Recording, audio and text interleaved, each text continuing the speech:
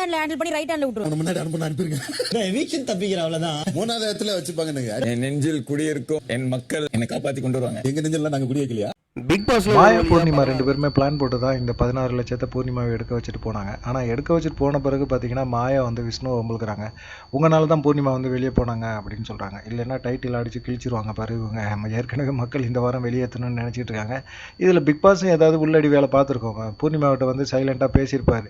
இது மாதிரி நீங்கள் பணத்தை எடுத்துகிட்டு போகிறது பெஸ்ட்டுங்க. இந்த வாரம் நீங்கள் தான் எரிசனில் பார்க்க கடைசி லிஸ்ட்டில் இருக்கிறீங்க. ஒன்றும் இல்லாமல் போகிறதுக்கு நீங்கள் பணத்தை எடுத்துகிட்டு போங்கன்னு பிக் பாஸே வந்து பூர்ணிமாவுக்கு சப்போர்ட் பண்ணிடலாம். ஏன்னா மாயா பூர்ணிமாவுக்கு ஆரம்பத்துலேருந்தே பிக் பாஸ் வந்து சப்போர்ட் பண்ணிட்டு தான் இருக்கிறாங்க.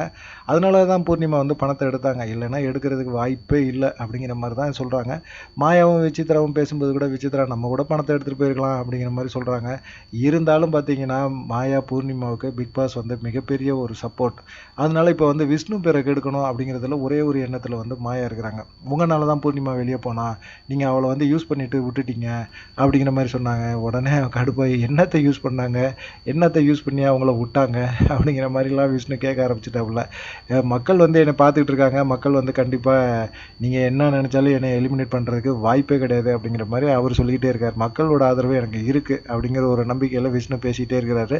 அதுக்கப்புறம் பார்த்தீங்கன்னா இந்த வாரம் வந்து ரொம்ப லீஸ்ட் ஸ்கோரில் இருக்கிறது விஜய் வர்மாவும் மாயாவும் தான்.